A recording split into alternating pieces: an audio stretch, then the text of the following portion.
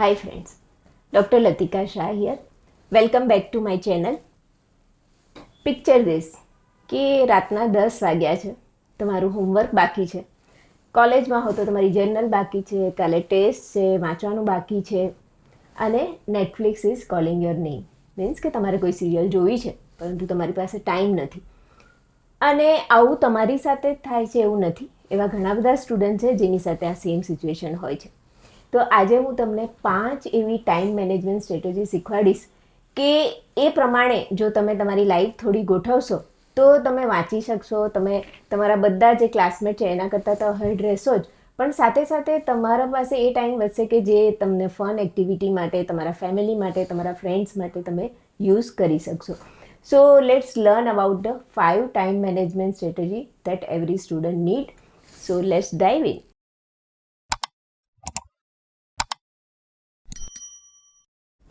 So first strategy છે master your priorities. આપણે બધા જ ટુ ડુ લિસ્ટો બનાવતા જ હોય છે, પરંતુ ઘણીવાર ટુ ડુ લિસ્ટ લાંબી હોય છે અને કન્ફ્યુઝિંગ હોય છે. યુએસના એક પ્રેસિડેન્ટ હતા આઇન્ઝહાવર મેટ્રિક્સ, અને એમણે એક સરસ સ્ટ્રેટેજી આપી છે જેમાં તમારા જેટલા કામ છે એને તમે 4 પાર્ટમાં વહેંચી શકો છો. એટલે કેવી રીતે? ફર્સ્ટ છે અર્જન્ટ એન્ડ ઇમ્પોર્ટન્ટ. અર્જન્ટ અને ઇમ્પોર્ટન્ટ એટલે કે તમારી 2 દિવસમાં એક્ઝામ છે તો એ કામ અર્જન્ટ પણ છે અને ઇમ્પોર્ટન્ટ છે, તો એને તમારે તરત જ આજે જ કામ કરવાનું છે એ રીતે લખવાનું છે. ડુ ધીસ વર્ક ફર્સ્ટ, એને પ્રાયોરિટી આપવાની છે. સેકન્ડ છે ઇમ્પોર્ટન્ટ બટ નોટ અર્જન્ટ. એટલે તમારી એક્ઝામ છે પણ 2-3 દિવસ પછી છે, તમારો કોઈ પ્રોજેક્ટ છે જે હમણાં નથી, એની ડ્યુ ડેટ પછી છે, તો એ વર્ક ઇમ્પોર્ટન્ટ છે બટ નોટ અર્જન્ટ છે. થર્ડ છે urgent but not important. Like કે તમે કોઈ ક્લબમાં મેમ્બર છો, એની મીટિંગ બોલાવવાની છે અથવા તો કોઈ ગ્રુપ બનાવવાનું છે, તો તમે એને કોઈને આપી શકો છો કારણ કે એ અર્જન્ટ છે બટ નોટ ઇમ્પોર્ટન્ટ છે. ફોર્થ છે નાઇધર ઇમ્પોર્ટન્ટ નાઇધર અર્જન્ટ.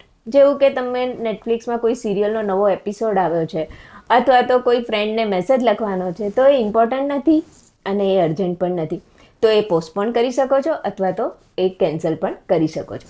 આ કેવી રીતે તમે બનાવશો? એક કાગળ લો, એમાં 4 ભાગ પાડો, 4 ભાગને આ રીતે નામ આપો: urgent and important, important but not urgent, urgent not important, neither urgent not important. અને એમાં તમારા વર્ક લખો. અને વધારે સારી રીતે એને કરવા માટે તમે અર્જન્ટ કામને કલર કોડ પણ કરી શકો છો. આજે તમને એક ચેલેન્જ આપું છું કે એવું કામ વિચારો કે જે અર્જન્ટ પણ છે અને ઇમ્પોર્ટન્ટ પણ છે, અને આજે જ એ કામની શરૂઆત કરો અને એનો પ્રોસેસ, તમારું જે પ્રોગ્રેસ થાય એ મને કોમેન્ટમાં શેર કરવાનું ભૂલતા નહીં. મારી એક અદિતિ નામની સ્ટુડન્ટની વાત કરું જે મેડિકલ સ્ટુડન્ટ છે. મેડિકલમાં થોડું વાંચવાનું વધારે હોય છે, જર્નલ સબમિટ કરવાની હોય છે, ઇન્ટરનલ ટેસ્ટ હોય છે, બીજા બધા પણ ઘણા બધા વર્ક હોય છે, અને એના માટે ટાઈમ મેનેજ કરવું મુશ્કેલ પડતું હોય છે. અને એણે આ મેથડથી એની જે વર્ક છે એને પ્રાયોરિટી આપવાનું શરૂ કર્યું અને એના માટે ખૂબ ઇઝી થયું. સો તમે પણ ટ્રાય કરો એવું ઈચ્છું છું. સો સેકન્ડ સ્ટ્રેટેજી છે streaming your workflow with a task બંડલિંગ.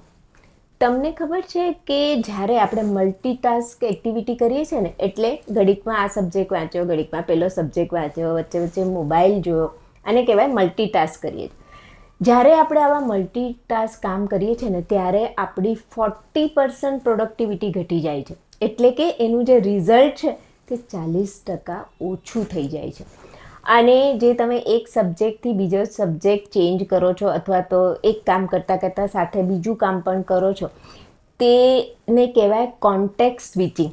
એટલે કે કોગ્નિટિવ સાયકોલોજી સ્ટડીઝ એવું કહે છે કે આ સ્વિચિંગ જ્યારે આપણે કરીએ છીએ ત્યારે બ્રેનને રીફોકસ કરતાં 20 થી 25 મિનિટ થાય છે. એટલે કે અત્યારે હું કંઈક લખી રહી છું અથવા તો કંઈક વાંચી રહી છું, અચાનક મેં મોબાઈલ જોયો, એના પછી અગેન જ્યારે હું વાંચવાનું શરૂ કરું છું ત્યારે બ્રેન એને ફોકસ કરતાં 20 થી 25 મિનિટ લાગે છે. અને આ જે કોન્ટેક્સ્ટ સ્વિચિંગ છે તે બિગેસ્ટ પ્રોડક્ટિવ કિલર છે. એનાથી તમારું રિઝલ્ટ બગડવાના ચાન્સ ખૂબ બધા વધારે છે. એટલે તમે તમારા સિમિલર કામ, જેવી રીતે કે તમારે વાંચવાનું છે તો રીડિંગ, એના પછી તમારા કોઈ ક્રિએટિવ પ્રોબ્લેમ, તમારા કોઈ પ્રોબ્લેમ છે જેને તમારે સોલ્વ કરવાનું છે તો પ્રોબ્લેમ સોલ્વિંગ એક્સરસાઇઝ. થર્ડ છે તમારે કોઈ ક્રિએટિવ લખવાનું છે તો એને. સો આ રીતે એક સરખા જે કામ હોય એનો એક બ્લોક બનાવો, પછી બીજો બ્લોક, એ રીતે તમે વાંચી શકો છો. આને સરળ બનાવવા માટે તમે ગૂગલ કેલેન્ડર વાપરી શકો છો. ગૂગલ કેલેન્ડરની અંદર તમે સેમ વર્કની સાથે એના ટાઈમને ડિવાઈડ કરી શકો છો. એમાં તમે નોટિફિકેશન ગોઠવી શકો છો જે તમારા વર્કને ગાઈડ કરી શકે. સો આજની સેકન્ડ ચેલેન્જ તમને આપું છું કે તમે તમારા વર્કને ગ્રુપમાં એક વર્ક બનાવો અને એ ટાસ્કને ટાઈમ શેડ્યુલ કરો. અને જ્યારે તમે stick to one thing at a time કામ કરશો ને ત્યારે જોજો તમારું રિઝલ્ટ સ્કાય રોકેટ હશે. મલ્ટીટાસ્ક જ્યારે વર્ક કરીએ છીએ તો એની પ્રોડક્ટિવિટી 40% ડાઉન થઈ જાય છે. So stick to one thing at a time. Third time management સ્ટ્રેટેજીમાં પોમોડારો ટેકનિક છે, જેમાં આ બહુ સિમ્પલ છે અને વેરી ઇફેક્ટિવ છે. 25 મિનિટ તમે કોઈ પણ કામ કરો અથવા તો રીડિંગ કરો એઝ અ સ્ટુડન્ટ અને 5 મિનિટનો તમે બ્રેક લઈ શકો છો. અને આવી 25 મિનિટની 4 સાયકલ થાય રિપીટેડ અને પછી તમે 15થી 20 મિનિટનો બ્રેક લઈ શકો છો. ન્યુરોસાયન્સ એવું કહે છે કે આવા ઇન્ટરવેલ તમને તમારી મેમરી પાવરને વધારે છે, તમને મોટિવેટેડ રાખે છે. Your brain loves short break.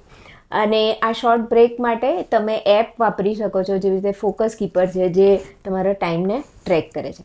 સો આજે હું તમને ચેલેન્જ એ કરું છું કે તમે આજે કેટલી પોમોડોરો સાયકલને કમ્પ્લીટ કરી એ તમે મારી સાથે શેર કરો. ફોર્થ સ્ટ્રેટેજી છે સે નો લાઈક એ પ્રો. આપણે ઘણીવાર ફ્રેન્ડ્સ કંઈક કહે અથવા તો પેરેન્ટ્સ કંઈક કહે અથવા તો કોઈ પણ ફેમિલી મેમ્બરને તરત જ હા પાડી દઈએ છીએ. પરંતુ જ્યારે તમને એવું લાગે છે કે તમારું કોઈ બાકી છે કામ, તો તમારે તમારા કામને પ્રાયોરિટી આપવું જોઈએ અને તમારે ના પાડતા શીખવું જોઈએ. કોઈને ના પાડવી એટલે રૂડ થવું એવું જરૂરી નથી. બહુ પોલાઇટલી તમે વ્યક્તિને ના પાડી શકો છો. તમારા કામને પ્રાયોરિટી આપવી એ કોઈ ખરાબ વસ્તુ નથી. સપોઝ તમારો ફ્રેન્ડ એવું કહે છે ચલને કેન્ટીનમાં જઈએ કે મૂવી જોવા જઈએ, ત્યારે તમે એને એવું કહી શકો છો કે આઈ લવ ટુ જોઈન, પણ મારો ટેસ્ટ છે, મારે વાંચવાનું બાકી છે, let's plan four another day. તમે આવું પ્રેમથી ના પાડી શકો છો. અને એના માટે તમે પહેલેથી જ એવી લિસ્ટ બનાવી રાખો કે કોઈ મને આ વ્યક્તિ મને પૂછશે તો હું એને કેવી રીતે પોલાઇટ વેમાં ના પાડી શકું છું જેથી તમારા સંબંધ પણ બગડે નહીં. સો આજે મારી સાથે કોમેન્ટમાં શેર કરો કે છેલ્લે તમે ક્યારે કોઈ બાબતમાં હા પાડેલી જે ખરેખર તમારે ના પાડવી હતી. અને નેક્સ્ટ ટાઈમ જ્યારે તમને એવું લાગે કે આ બાબત માટે મારે ના પાડવી છે તો તમે કઈ રીતે ના કરશો તે પણ મારી સાથે શેર કરો. સો કોઈક તમારી હાને તમે નામાં કેવી રીતે ફેરવશો એ મારી સાથે કોમેન્ટમાં જરૂર શેર કરો. અને ફિફ્થ સ્ટ્રેટેજી છે પ્લાન ટુમોરો ટુડે. એટલે કે આવતીકાલ આજે તમે પ્લાન કરો. રાત્રે સૂતી વખતે 5થી 10 મિનિટ એવું વિચારો કે સવારે ઉઠીને તમે કયું કામ કરવાના છો.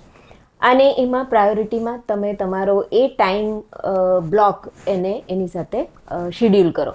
જેવી રીતે કે તમારી એક્ઝામ છે તો તમે એવું વિચારો કે સવારે ઉઠતા હું આટલા કલાક વાંચીશ, એના પછી મારો આ પ્રોજેક્ટ પતાવીશ, એના પછી રિવિઝન કરીશ. આના જ્યારે તમે આગલા દિવસે આ પ્લાન કરી લો છો ને તો તમારું જે ડિસિઝન મોર્નિંગમાં ઉઠીને ડિસિઝન જે લેવાનો હોય એમાં ટાઈમ ઓછો થાય છે. તમારો ટાસ્ક કમ્પ્લીટ થવાના ચાન્સ વધી જાય છે.